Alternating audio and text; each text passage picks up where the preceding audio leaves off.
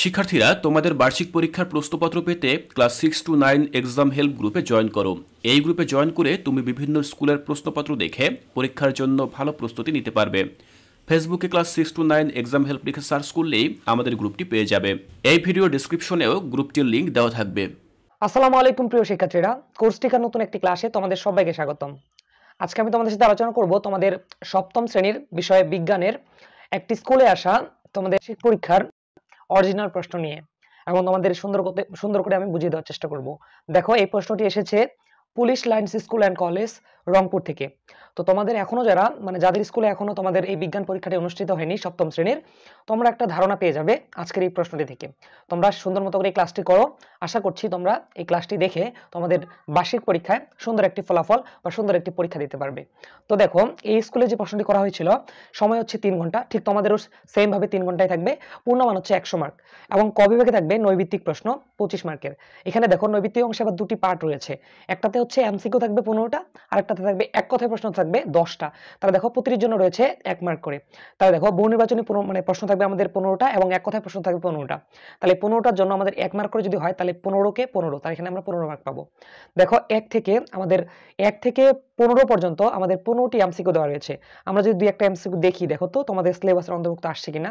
দেখো, কোন নাম্বার বলা হয়েছে যে এক নম্বর বলা হয়েছে বাংলাদেশের মেরুদণ্ডী প্রাণীর সংখ্যা প্রজাতি সংখ্যা কত। এগুলো আমাদের বইয়ে রয়েছে প্রত্যেকটাই। দেখো, 2 নম্বর বলা হয়েছে নিউটনের চার্জ কত। 3 নম্বর রয়েছে কার্বন পরমাণুর নিউক্লিয়াসে কতটি প্রোটন থাকে। এগুলো প্রত্যেকটাই আমাদের বই থেকে আসছে। অর্থাৎ তোমরা যদি তোমাদের সিলেবাসে অন্তর্ভুক্ত যদি বই চ্যাপ্টারগুলো যদি সুন্দর মতো করে পড়ো, তাহলে তোমরা এখান থেকে শতভাগ কমন পেয়ে যাবে।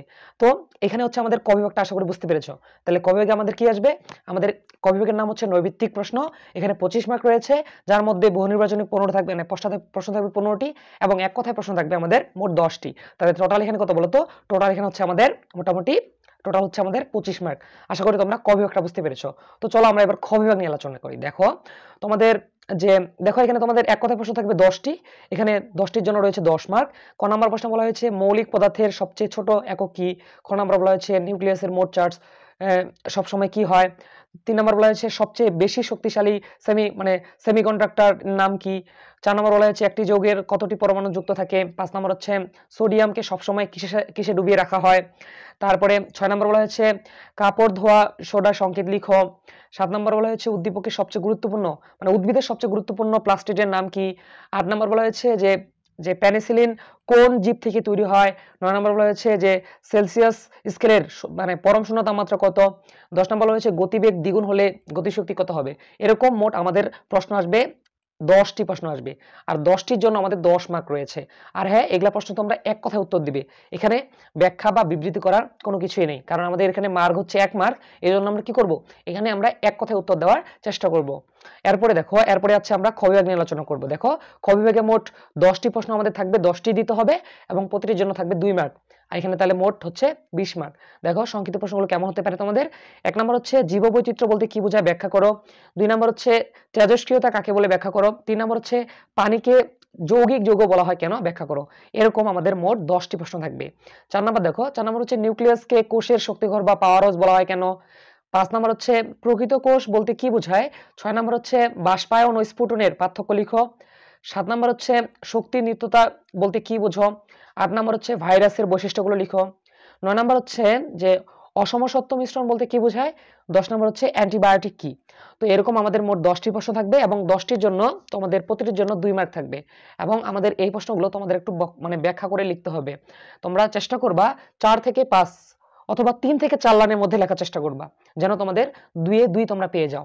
এরপরে দেখো, এরপরে হচ্ছে গ বিভাগ। এই বিভাগে তোমাদের থাকবে মোট 5টি প্রশ্ন, তার মধ্যে দিতে হবে 3টি, আর প্রতিটির জন্য থাকবে 5 মার্ক করে, তাহলে 3 5 15 মার্ক। এখন দেখো, যে কোনো 3টি প্রশ্নের উত্তর দিতে হবে আমাদের। 1 নম্বর দেখো, 1 নম্বর হচ্ছে বালু ও চিনির মিশ্রণ থেকে কিভাবে বালু ও চিনি পৃথক করবে, যার প্রতিটির জন্য রয়েছে 5 মার্ক করে। 2 নম্বর হচ্ছে শক্তির নিত্যতা কি। স্থির বিদ্যুৎ ও রাসায়নিক শক্তি থেকে আনা শক্তিকে রূপান্তর করতে বলা হয়েছে। এবং 3 নম্বর বলা হয়েছে পরিবাহী এবং অর্ধপরিবাহী বলতে কি বোঝায় ব্যাখ্যা করো। 4 নম্বর হচ্ছে জীববৈচিত্র্য বিলুপ্ত ঝুঁকির ক্ষেত্রে করণীয় সম্পর্কে তোমার মতামত ব্যাখ্যা করতে বলা হয়েছে। 5 নম্বর হচ্ছে উদ্ভিদ কোষ ও প্রাণী কোষের মধ্যে 5টি পার্থক্য লিখতে বলা হয়েছে। তো এভাবে মোট 5টি প্রশ্ন থাকবে তোমাদের পরীক্ষায়। তোমাদের 3টি প্রশ্নের উত্তর দিতে হবে, যার প্রতিটির জন্য তোমরা 5 মার্ক পেয়ে যাবে। আর হ্যাঁ, তোমাদের এই প্রশ্নগুলো তোমাদের মিনিমাম 1 পাতা লেখার চেষ্টা করবে, কারণ তোমাদের এখানে 5 মার্ক রয়েছে। তোমরা যদি 1 পাতায় প্রত্যেকটা প্রশ্ন 5টায় 5 পাতা লিখতে পারো, তাহলে তোমরা নিশ্চিত এখানে 3টার জন্য তোমরা 3 মার্ক 15 মার্ক পেয়ে যাবে। তো এরপরে হচ্ছে আমাদের ঘ বিভাগ, যেটা হচ্ছে রচনামূলক প্রশ্ন, অর্থাৎ দৃশ্যপট নির্ভর রচনামূলক প্রশ্ন। এখানে মোট তোমাদের প্রশ্ন থাকবে তোমাদের 60টি, দিতে হবে মাত্র 5টি, আর প্রতিটির জন্য থাকবে 8 মার্ক, তাহলে 5 এখানে হচ্ছে 40 মার্ক। দেখো প্রথম যে প্রশ্নটি করা হয়েছে তোমাদের যে স্কুলটিতে প্রশ্নটা করা হয়েছে, 1 নাম্বার, একজন ছাত্রের কাছে সেলসিয়াস, ফারেনহাইট এবং কেলভিন স্কেলে তাপমাত্রা মিলাতে পারে এমন থার্মোমিটার রয়েছে।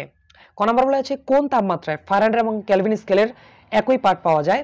খ নাম্বার হচ্ছে স্কেল 3টির মধ্যে সম্পর্ক স্থাপন করো, অর্থাৎ C/F - 32/, এখানে তাপ ও তাপমাত্রা এটা থেকে আসছে। 2 নাম্বার হচ্ছে দেখো যে নিচে ছকটি অঙ্গাণু সম্পর্কে ব্যাখ্যা করা হয়েছে। এই একটা অঙ্গাণু যাকে শক্তিঘর বলা হয়, তাহলে আমরা জানি কোষের শক্তিঘর মাইটোকন্ড্রিয়াকে বলা হয়, তাহলে মাইটোকন্ড্রিয়া হবে। বি হচ্ছে যা উদ্ভিদের বর্ণ নির্ধারণ করে থাকে, আমরা জানি উদ্ভিদের বর্ণ নির্ধারণ শুধুমাত্র প্লাস্টিড করে থাকে। এবং ক নাম্বার বলা হয়েছে যে এর গঠন চিত্রসহ বর্ণনা করতে বলছে, অর্থাৎ তোমাদের যে মাইটোকন্ড্রিয়া আছে, মাইটোকন্ড্রিয়ার গঠন ও কাজ চিত্রসহ বর্ণনা করতে বলা হয়েছে। খ নাম্বার হচ্ছে বি কে উদ্ভিদ কোষের অনন্য বৈশিষ্ট্য বলা হয় কেন ব্যাখ্যা করো, যেটির জন্য রয়েছে 3 মার্ক। তাহলে এখানে 5 মার্ক, এখানে 3 মার্ক, 5 3 8 মার্ক। আশা করি বুঝতে পেরেছো। দেখো 3 নাম্বার যে প্রশ্নটি, নিচের ছকটি দেখো, এম অতি অনুবীক্ষণিক এবং দেহকোষ দেহকোষে কোষ থাকে না, দেহকোষে কোনো কোষ থাকে না। এন হচ্ছে এককোষী এবং এখানে কি হয় আদিকোষী এবং প্লাজমিড রয়েছে। ক নাম্বার বলা হচ্ছে এম কে কেন জীব ও জড়ের সেতু বন্ধন বলা হয়। খ নাম্বার বলা হচ্ছে এন এর উপকারিতা ব্যাখ্যা করো। এরপরে দেখো 4 নাম্বার হচ্ছে একটি উদ্দীপক রয়েছে, রোমান 1-এ অক্সিজেন গ্যাস, রোমান 2-এ কার্বন ডাই অক্সাইড গ্যাস এবং রোমান 3-তে বাতাস দেওয়া রয়েছে। ক নাম্বার বলা হয়েছে যৌগ বলতে কি বোঝায়। খ নাম্বার বলা হয়েছে উপরের 1 2 3 পদার্থগুলোর মধ্যে কোনটি মৌল, কোনটি যৌগ এবং কোনটি মিশ্রণ ব্যাখ্যা করো।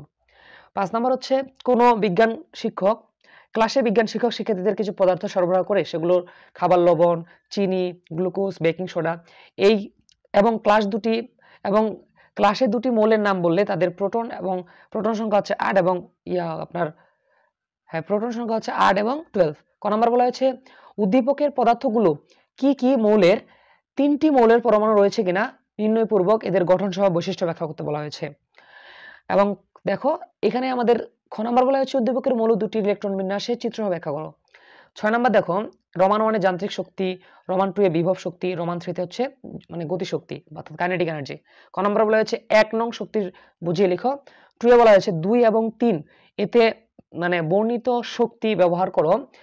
এবং দেখো তোমাদের এই উদ্দীপকগুলোকে দেখো 7 নাম্বার বলা হয়েছে 5 m/1 বেগে গতিশীল একটি বল তুমি ধরলে এবং তোমার বন্ধু 10 m/1 বেগে গতিশীল অন্য একটি বল ধরলো, ভালো কথা।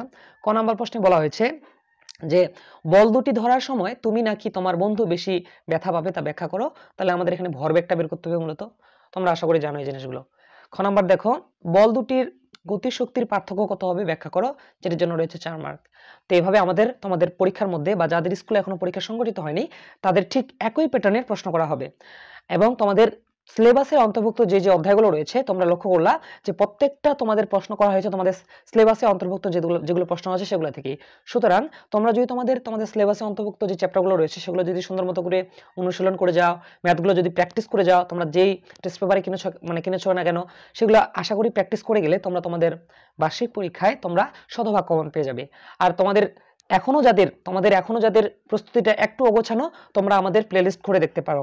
আমরা আমাদের প্লেলিস্টে তোমাদের বিজ্ঞান বইয়ের বেশ কিছু গুরুত্বপূর্ণ মডেল টেস্টগুলো নিয়ে আলোচনা করেছি এবং তোমাদের একই প্যাটার্নে ঠিক একই রকম ভাবে এই প্যাটার্নেরই বিভিন্ন প্রশ্ন সমাধান করে দিয়েছি।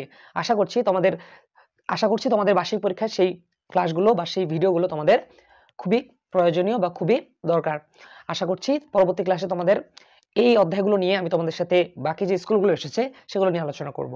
তো পরবর্তী ক্লাসে আমন্ত্রণ জানিয়ে আজকের ক্লাসটা আমি এখানে শেষ করছি। দেখা হবে অন্য কোনো ক্লাসে। আসসালামু আলাইকুম।